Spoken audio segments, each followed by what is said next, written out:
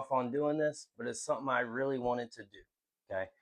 When A&M went and played LSU in Baton Rouge, I made a deal with my friends. I was like, if they get it done, I will finally start making these college football videos talking about it. Okay.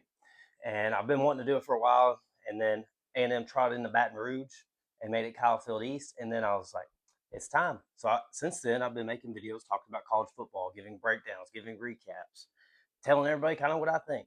Okay. And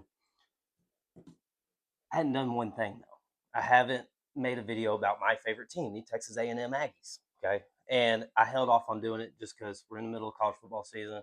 And that's when I started. So I was like, I'm just going to focus on making college football only videos. Well, now we're in the off season, and I can focus on my favorite team, the Texas A&M Aggies. I have been a fan since 2004. I was 3 years old. Okay, my aunt decided to go to school there, and she graduated from there. Javorsky Lane, he was my favorite player. Had autographed football from him and everything. Okay, but I really just want to talk A&M football here today. Okay, and when I was little, like I said, she went to A&M. The maroon color. Okay, it's the same color as cranberry juice, right? All right, so I need a name for the show. So I'm gonna call it Aggie Juice because when I was a little kid, I called cranberry juice Aggie Juice, and I still do. It's Aggie Juice, right? It's maroon. So, with all that being said, now you know. Now it's how do you feel? Okay. This past season, we went 11-2. We made the playoff. How do you look at that season? Do you look at it as a success because you went 11-2, you made the playoffs, or you look at it as a failure? Okay, because you were 11-0 going in Austin, and then you lost, didn't get to go to the SEC championship.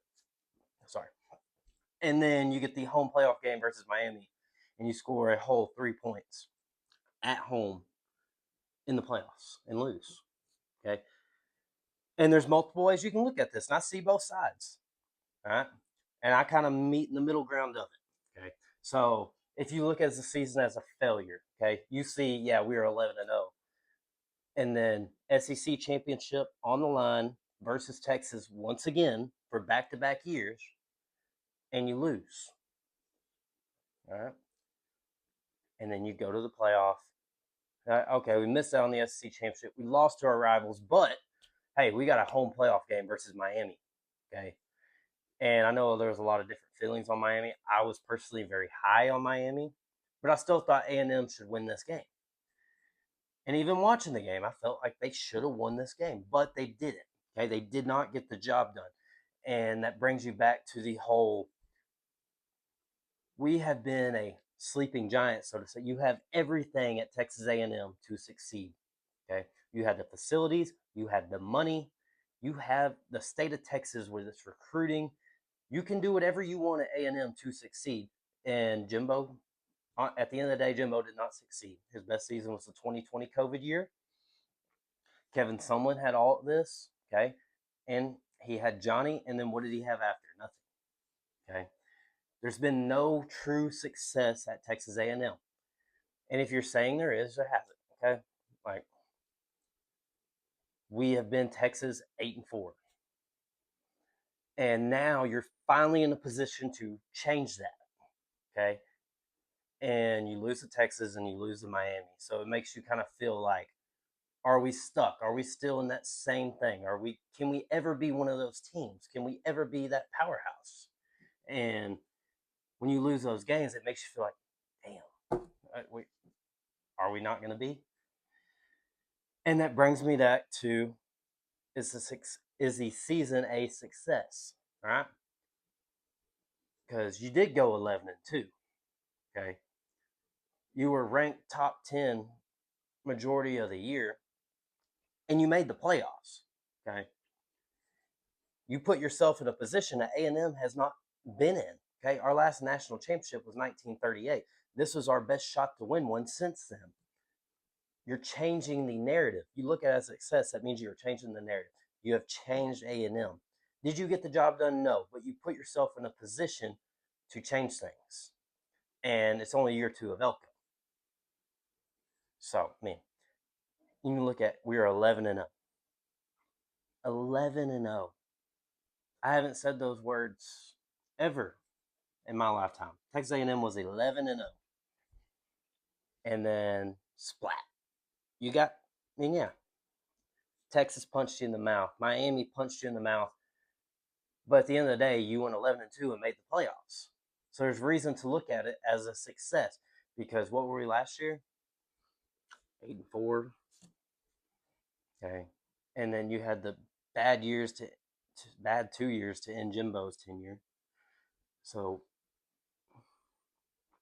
there's a lot of ways to look at this. And I personally look at it in the middle. I see the season as success, but you failed at the end. Okay, I see it as you started to change the standards of Texas A&M to what we all want it to be. Okay, just because we want it to be that doesn't mean it's been that. But I think we have changed the standard of what we expect to happen. Okay, the realistic standards. And did you get the job done? No, and that sucks. Did you get the job done last year? No, because you went 1-4 down the stretch. And then this year you went 0-2 in the last two. But you're still there. Okay, you've made year one of Elko. He put us in a position we have never been in.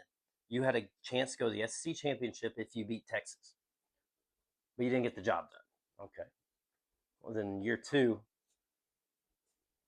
you're not a 3-loss team going in Texas. You're undefeated with a chance to go to the SEC championship, and you just didn't get it done. And it makes you wonder: are we just going to be that team that can't get it done, or I mean, that's the glass half empty? And then you got the glass half full of we're there. We're that close. And we're only in year two. What's going to happen in year three, year four, year five? How well are we going to progress? Okay. So I kind of look at it as a success and a failure.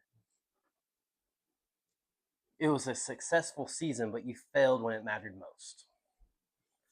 All right. And how do you build off of that? How do you respond to that? That's the $1,000,000 question. And that brings me into this. I kind of said it just a minute ago, but Elko, I felt like has changed the culture of A&M. I think they actually have a culture now. Okay. Listen to what the recruits are saying when they come in on visits. Listen to what they're saying. Go read them. Okay. They preach about the culture. These coaches preach about the culture. The players on this team talk about the culture they have. They are a family. That's what they preach. And they're building something at A&M I think that we're all going to enjoy a lot. All right. I mean, personally, this season was the most, outside of the Johnny Manziel Heisman year, this was the most fun I've had during an A&M football season. And it might be ahead of the Johnny Heisman year. Okay. I was a little, I don't think I was in fifth or sixth grade, but this season right here, it was amazing in my eyes. Had an absolute terrible ending for me and for all A&M, but as a whole, it was a great year. You just didn't get the job done. But Elko has changed the culture. Like I said, 2 years of Elko, and he's had you in a position to play in the SEC championship. And as I said, what does year three, year four, year five look like? Okay, I think he has changed the standards, he's changed the culture, he's changed the expectations. Not the make believe expectations of we're going to win the national championship every year. Yeah, no, come on. But the expectations of we are going to become what majority of us fans thought A&M could be. What majority of anybody in college football thought was a possibility of A&M could happen because of everything we have available. I think Elko has taken us to that spot. Okay. And you're entitled to your own opinion. That's just mine. Because in my lifetime, the only years I've had a chance as a fan to see an SEC championship with my team was with Mike Elko. So yeah, I'm going to trust him. And I see what he's doing in the portal. I see what he's doing in high school recruiting. I think you have a chance for something great here with Elko. All right. So now that leads me into what we're losing, what we're gaining, what's going to happen next season. All right. Because in terms of production, we're losing a lot. I'm not going to lie to you. We are losing a lot. Okay. Our offensive line, they were Joe Moore finalists. Yeah. You're losing the left tackle. You're losing the left guard. You're losing the right guard, and you're losing the right tackle. All going to be NFL draft picks. Okay. Hell, you're losing the swing tackle and Fathery, and you're also losing your backup center and Coley, who all play since we rotated our offensive line, if you did not know that. Okay. That is a lot, especially in the SEC. It is hard to replace that, and we'll talk about how we replace it here in a minute. Okay. You lose your number one tight end in Nate Bokercher. You lose your number two tight end to the portal and Theo. Okay. And I'll talk about that more in a minute too. Your number one receiver Casey Concepcion, who I felt like was the most important portal pickup that we've got. To me, he was exceptional. Okay. I loved what KC brought to this team. And then on the defense side of the ball, you lose the D line too. Okay. Cassius Howe, unbelievable strides that he made. Okay. You lose Cassius, big time impact this season. Okay. Dayon Hayes, he rotated with Cersei. Okay. You lose him. And then you lose two out of three of your top three, 2 out of 3 of your defensive tackles that played a lot. And y'all Needham and Regis. Okay. Regis, big time team guy. On Needham came in. He's a freak athlete for his size. Okay. Terry and York, the leader of your defense, you lose him. Okay. And in the secondary, you lose Will Lee. There's a lot of production to be replaced. And it's, yeah, I can sit here and say, oh, I think they replaced it great. Yeah, but at the end of the day, it's how well does it perform on the field? Because on paper, it doesn't mean a dang thing. All right. Terry and York, his mind pre-snap, that was essential to this A&M defense. Okay. But him leaving also gives you a chance to improve. Now, could it be on the other end of that and you don't improve? You get worse. You could, but you also could improve. Okay. It's college football. You got guys for 3 to 6 years, I guess. Okay. I really should be 5, but anyway, it's another topic. So you're going to lose players. Okay. It's a good thing to lose players to the NFL. That means you are producing NFL talent. All right. Now it's how do you replace that? Okay. We'll go through the portal and we'll go through recruiting. All right. In the portal, On3 has A&M, I believe, at the number 3 class. All right. And On3 determines on what you brought in and what you brought in and also what you kept. Okay. And I think A&M did a tremendous job in retaining talent. All right. In terms of the portal.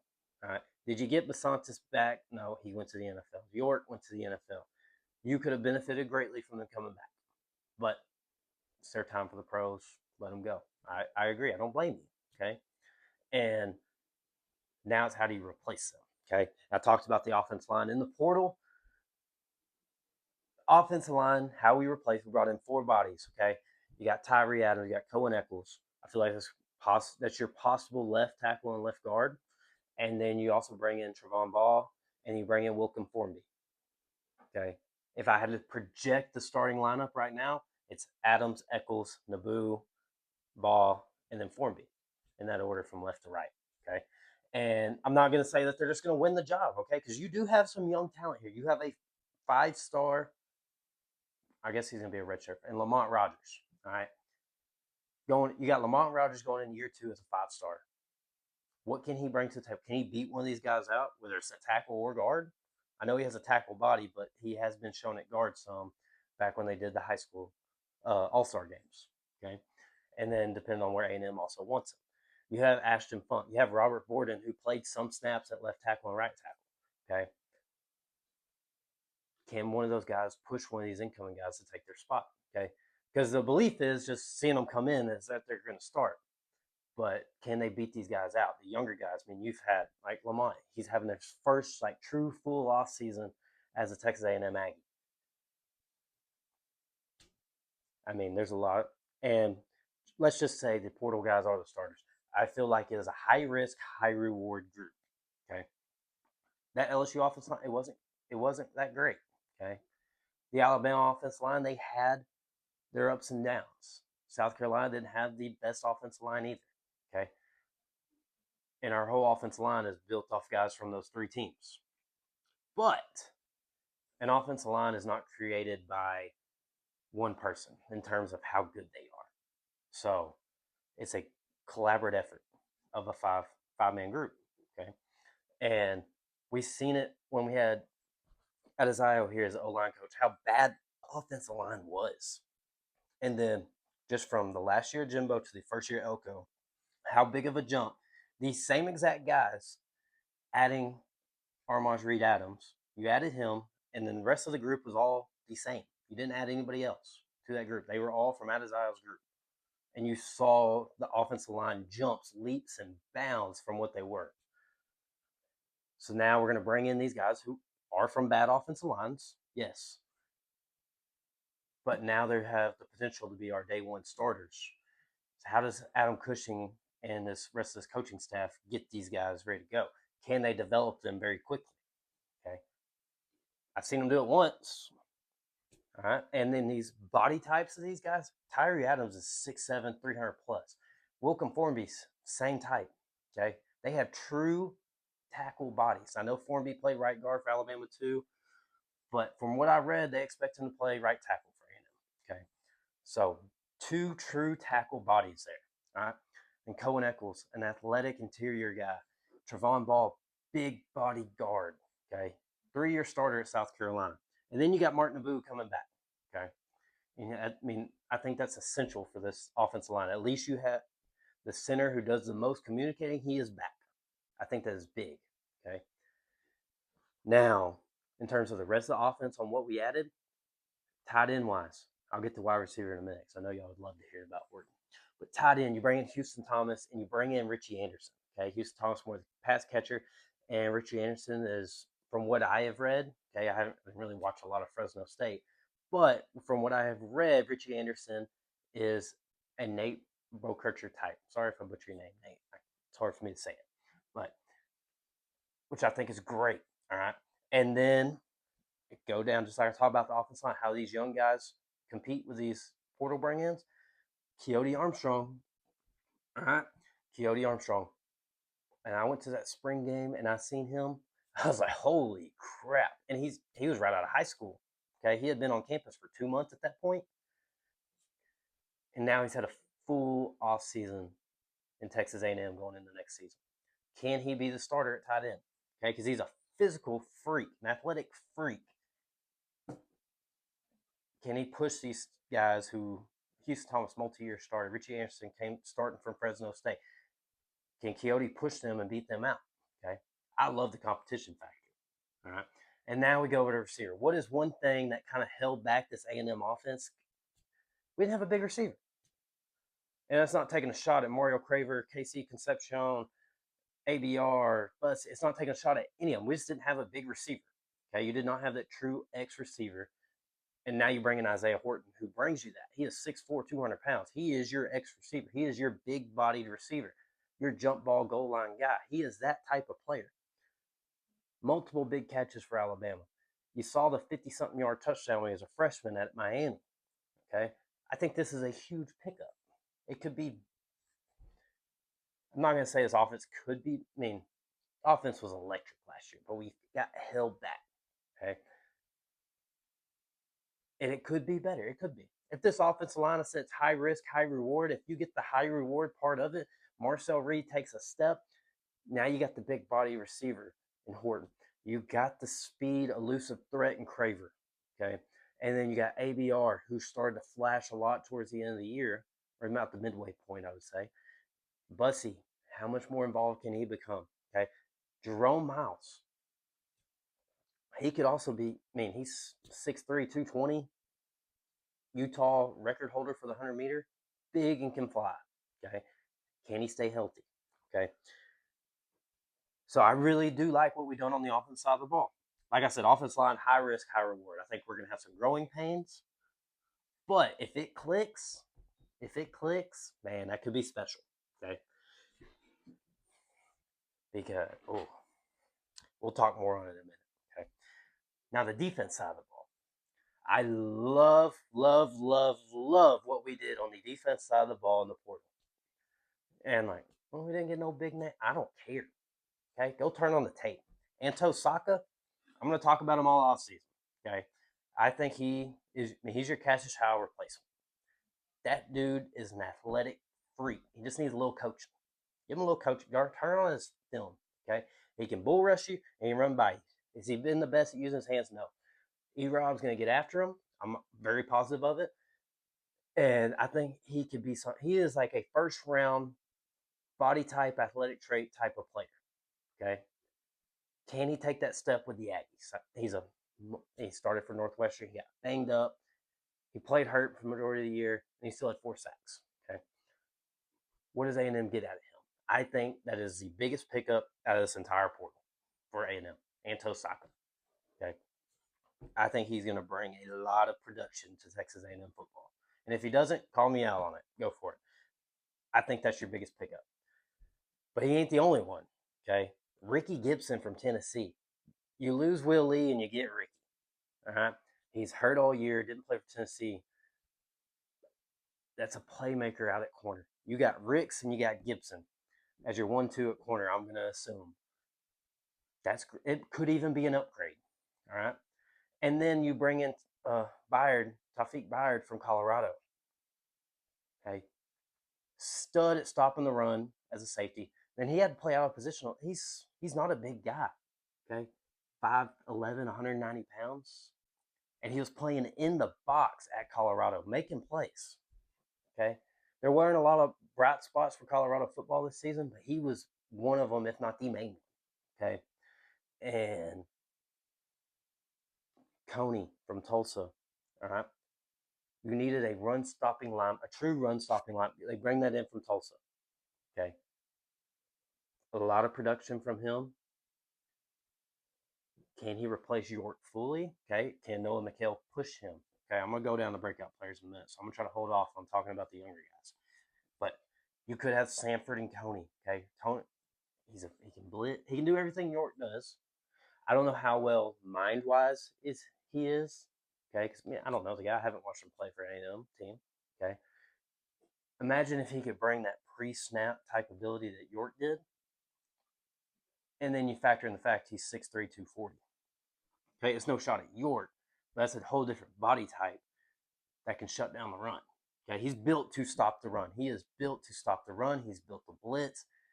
How does A&M use him? Okay, it could be nice. Could be really nice. Okay, and then where am I at? As the defense, I already talked about Saka. You also bring in Henderson from San Diego State. He had 7 sacks. Okay, and then at the defensive tackle spot, I really like what you did. Okay, I already talked about one Colorado player. Then you bring in Davis Swain from Colorado. Okay, you bring in C.J. Mims from North Carolina, and you bring in Angelo McCullum from Illinois. We had a problem stopping the run. All right, I think we stopped the run good. It was just we couldn't consistently stop the big runs from happening.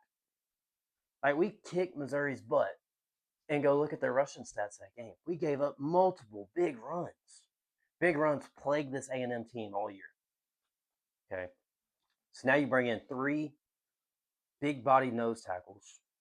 Okay, that are specialized in stopping the run. They are nose tackles, and you bring in a linebacker who specializes in stopping the run. You bring in a safety in Tawfiq Byard, who was great against the run. So Elko being a defensive guy, I'm sure he's going to look at his scheme. Like he's not stupid, and he's going to change some things up to stop the run. Okay, and we'll talk. I'll break down the whole shebang here in a minute. All right. Anyways, that's the poor. I know I didn't talk about everybody. Okay. Oh, special teams. Special teams. You bring in a kicker. You bring in a kicker. Hallelujah. Okay. So to some A&M fans, that might be the biggest pickup. We actually have a kicker. Thank you, Lord. Anyways, all right. I know I left some names off, but you get the point. Actually, no, I did. I just left off T.J. Smith. You get him from Houston Christian, and he's the brother of one of your 4-star defense tackle recruits, Miles Smith, who could play a humongous role going forward in the future years, not right now. Okay. In the 27 class. The 26 class, though, how many of these guys can play early? Okay. Bryce Perry Wright. Bryce Perry Wright. I don't know why I said Washington. Anyways, Bryce Perry Wright. 6'2", 260 defensive lineman. Is he the tallest? No. He's a game wrecker up front. Can he get on the field early? Okay. Your wide receivers. Y'all seen them. All of Twitter or X, whatever you want to call it. You saw all of them talking about these A&M receivers. Madden Williams, Aaron Gregory, Jaden Warren. Jaden Warren has elite speed. All right. Look up his track times. Watch him in the All-American. Elite speed. Aaron Gregory, tall, lanky wide receiver that can make plays. Madden Williams, superb production. Go look up St. John Bosco. Superb production. Goes up and gets the ball. Can one of these 3 or any of them get on the field? there's a potential for it. Okay, there's going to be competition in that wide receiver room, and these three freshmen right there are going to bring it. And you also have Mike Brown, who I've heard that they are raving about already. So your lowest ranked wide receiver recruit is already making noise. Hell yeah, I love that. Okay, Tristan Givens. All right, listen, when a guy is a 4 or 5 star top player and Mike Elko says he's underrated, I'm going to trust Mike Elko there. All right. Can he get on the field? I mean, he needs to put on weight. That is true with a lot of these guys. That's what happens when you go D1. Okay, you get on campus and they throw weight on you. Can't give him. He know the player comps. They said James. I hate player comps, but I like them just for an idea before I watch a guy. Okay, they said James Pierce Jr. Don't know, plays for the Atlanta Falcons. Okay, first round pick. And when you look at Givens, yeah, he kind of looks tall, lanky guy, speed, quick acceleration off the ball. Okay, can he get on the field? Can he work himself into his defensive line rotation like Marco Jones did? Okay. And but I think the two guys who have the okay, I'll get to another guy in a minute. The two guys I feel like who have the best chance to get on the field early, KJ Edwards, Carson Baker. Okay. And I know KJ is the higher ranked guy, and everything I hear is they want him to play early, which I am all for. Okay. I'm from East Texas, and I seen what he did at Carthage. Okay, the dude's a beast, high school phenomenon. Okay, got to throw on weight though. He does have to get bigger. Put on some weight. That dude has elite acceleration, burst, speed. He can be a stud. But in terms of year one, I might lean to Carson Baker possibly playing more for one reason, one big reason. What did everybody clamor for in the portal that we did not get? We did not get a big bodied running back. Okay. I feel like that kind of held us back when Moss was hurt because we didn't have that true power back. I think Carson Baker can be that for you. Okay. He's listed at 6'1", 200 right now. And I always kind of say you add 10 to 25 pounds to a recruit before the next season because a lot of times that does happen. They add 10 to 25 pounds before the season starts if they're early enrolling. He's 200. Well, he can weigh anywhere from 210 to 225, I would assume, by the start of the season. Good speed, good burst. I think he could end up getting on the field early. I know he was a late signee after Hatton flipped. He might be the guy that plays a little bit more just because in terms of the necessity of what you need, but I'm not saying KJ ain't going to play either because the dude's a beast. Okay. And then lastly, Brandon Arrington, 6'3", elite speed. If you don't know what I'm talking about, go look it up. The dude can fly. All right. Can he get on the field at corner? All right. I would love to see him out there. We'll see. He was listed as an athlete for majority of the year, looked at corner, and he had a great showing at the All-Star games. Okay. We have a lot of depth at corner. So it's gonna be hard. It won't the only reason I didn't list him with the others because it is gonna be hard to get on the field there. I won't lie to you. But if he does, that just speaks of how good he can be. He's a 5-star recruit, ladies and gentlemen. 5-star. And I've raved about him all year to my friends. Okay, listen, 6'3", 180 right now, I believe what he's listed at. Super long and super fast. Okay. Get the intangibles, the technique down, and you could have a top 10 pick at corner in 3 years from now. All right. And that's what you want as an IE fan. You want to produce those type of players. Okay. And he has the body type to do it. He has athletic traits to do it. Now he just has to develop and put together. Okay. Whew. That was a lot. Okay. I really didn't expect to go that deep. But things I think that are going to determine the season. Okay. I already kind of touched on it. I think these two go hand in hand. All right. The offensive line and Marcel Reed. All right. We saw Marcel Reed take a humongous jump from last year to this past season. All right. He took a big jump. Did he still struggle? Yes, he still struggled. Okay. You can't say he just sucked it up. No, he did not. Okay. He was a Heisman finalist he was a Heisman contender going into the Texas game. And then, it fell apart. Yes, it did. This is his first full year as a starter. Okay. How does he respond to a new OC? I know Holloman Wiggins was in the building. I know the new QB coach was in the building, but it is new. Okay, it's not going to be the exact same. Okay, could it be better? Could it be worse? But more importantly, I think, how does this offensive line gel? How good is this offensive line? Because you went from a really good offensive line to we don't know what we're getting. If this offensive line is really good again, I feel like you see Reed take a step. If Reed takes a step, that means this offensive line is better, or just they're good. Okay, Reed takes a step means offensive line is good. If he does not take a step, I feel like this offensive line it wasn't. Okay, we did not get the high reward of the high risk. All right, and only way to tell is next season when it gets here. All right, but I think that is a big thing because skill position wise, I think you're good.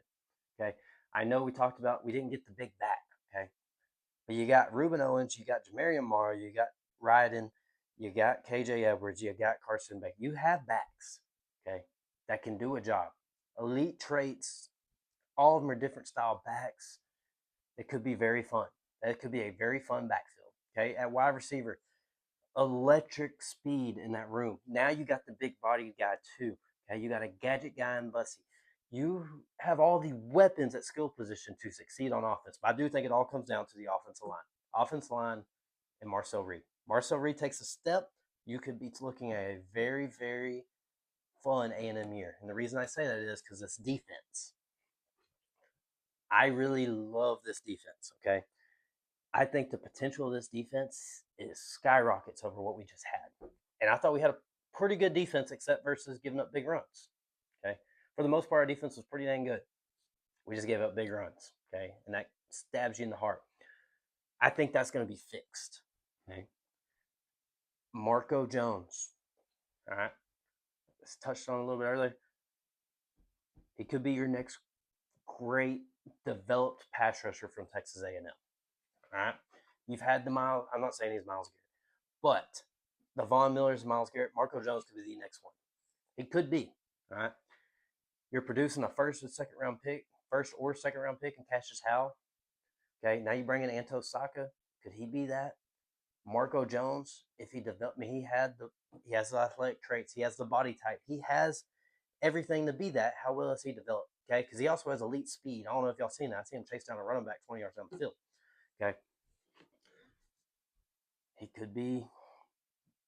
I think he's going to be one that could, what do you call it? Swing the momentum in determining how good A&M is this year. Because if you got Anto Saka and Marco Jones playing at an elite type level, you're also rotating in Cersei, Henderson, and Pemba. You could have another elite pass rush that's possibly, if not better, than last year's. Okay. And then in the defensive tackle spot, you add 3 nose tackle bodies. You have these 3 redshirt freshmen and DJ Sanders, Landon Rink, and Chase Sims. Okay, like I've said it multiple times, say it again. A full year off season at Texas A&M. Okay, DJ Sanders, 6'3", 6'4", 320, something like that. Chase Sims, he's more of your quick titch 3-tech type. And then you got Landon Rink, is just a football player. Simple as that. I love the dude. Okay, already. Strong as an ox. How much do those guys develop? And can they beat out these transfers? Because just because you bring in a multi-year starter in the portal does not mean they're going to start for you. Okay? I'm a big believer in best player plays. I don't care who you are. Can these young guys beat out the portal entries? All right? And then linebacker. You bring back Sanford. And honestly, I felt like Sanford was your best linebacker this past season. Okay? You bring in Coney to replace York. And then you also got Noah McHale and Jordan Lockhart. I think Noah McHale, I was big on that recruiting class at Elko that had McHale, had Marco, had Keote. Okay. You got those guys. If McHale can take that step, Marco Jones can take that. This defense, man. And I've only talked about the front 7 so far. Okay. I only think the front 7 is the best part of this team right now today. Okay. On the defense side of the ball. But Noah McHale takes that step. Okay. Then you got a 3-backer rotation of Sanford, McHale, and Coney. And then Lockhart, he looked great in the spring game last year. He didn't really get on the field a whole lot. What if he takes that another step too? Okay. And you got 4 backers that can play in the SEC. It could be better. Okay. You can always improve. Just because you lose players in college football does not mean you're not going to improve. All right. The secondary. All right. You've seen it with Indiana. You experience can win you a lot of games. Okay. 4-year guys, 5-year guys, they can win you games. Multi-year starters. You know what we have in this secondary?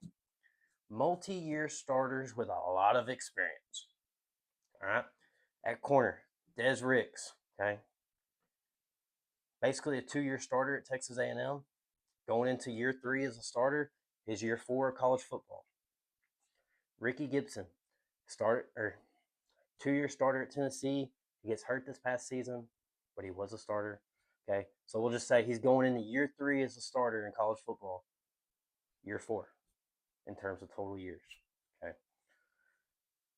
Safeties, Dalton Brooks, going into year 3 as a starter for Texas A&M. Marcus Radcliffe going to year 3 as a starter for Texas A&M. Tawfiq Byard, multi-year starter between South Florida and Colorado. Now he's at A&M. Okay, you bring back Bryce Anderson, 5th-year guy, I believe. Yeah, 4th or 5th. Anyways, you know what I mean. Yeah, it'd be 5th-year season. He took a red shirt. Not thinking. Sorry. So you bring back all that experience and talent in the secondary. And it's not even counting the guys you got under. What if one of these guys can develop significantly and beat them out? Okay. You still got Miles Davis back there at safety. Like there's multiple guys that could develop. They have the athletic. What if they develop and beat out those guys? Because if you're beating out a multi-year starter in year 4, 5, 6 of college football, I like your chances of being a pretty good football player right now. Okay. But I love this defense. I think this defense could be great. I think the season hinges on how good the offense is. It could be great, and it could not be great. Okay, you have the skill position to make things happen, but as we all know, if you don't have an offensive line in the SEC, you can get dogged a little bit. All right. I mean, LSU. Garrett Nussmeier was a presumed first round pick, and now he's like a day 2, day 3 type pick. Honestly, I felt like because that offensive line was not good. And then now you bring in 2 guys from that offensive line. Now, I'm not saying they're not good. I'm just saying there is a high risk, high reward with the offensive line that we have made. And I'm all for it. All right. And you also, that doesn't mean that they're just going to start. You still have dudes who were backups last year who could potentially start for this team. And does Adam Cushing get the best out of these guys that we brought in? And I could absolutely see it. Okay. I saw a bad A&M O-line with Jimbo Fisher's team. These same players, Zune, Basantis, I mean, Crownover was on those teams, Fathery was on those teams, Naboo was on those teams. And then Adam Cushing and Mike Elko get here, and they look great. There was a tremendous difference from last year Jimbo to first year of Mike Elko on that offensive line. Well, it goes across the whole team. The offensive line especially, they improved so much when Adam Cushing got here. So could I see the same thing happening with all these offensive line guys we're bringing in? Absolutely. Okay. It could be really, really great. Okay. We don't have an easy schedule. All right. I mean, you got to go to LSU again. Okay. You got to go to Norman, Oklahoma. You get Tennessee. You got to go to Tuscaloosa and play Alabama. All right. You get Texas, of course, obviously. You get Missouri again. Like, there's multiple games that are 50-50 right now. Okay. I mean, there's no telling. You can't sit there and say, oh, yeah, we're going to win this game right here today on January, whatever day it is, when the game's in October. But an outlook of this team, man, it's really nice. Like, you retained so much talent. You, like, go down the list right here of guys who are going to play. I think, like, if they would have stayed and they were going to play before all the portal entries, Rylan Kennedy would have played. Theo would have played. Dylan Evans would have played. And that's it. Those are the only guys I could guarantee you before these portal additions came in. Those are the only guys I think could have played. Just looking at it. Like, Tristan Jernigan might have got on the field. And, I mean, Isaiah Williams, okay, he made the big plays for South Carolina. Shout out to him for that. We're forever thankful. But, like, you did not lose a lot at all. You did not lose starters. Okay. And who's the set? I mean, is Rylan Kennedy playing over the current defensive ends that are on this team right now? Is he? Who knows? Theo, is he playing over these tight ends that we currently have? Like, A&M did a tremendous job in retaining talent. And I think that's what you got to do to be an elite team. I think you have to retain your talent and develop these guys and make additions in the portal as needed. And I think A&M executed that great. All right. And it's going to be interesting to see what happens. Okay. Oh, all right. That went a little longer than I thought. Okay. But thank you for tuning in.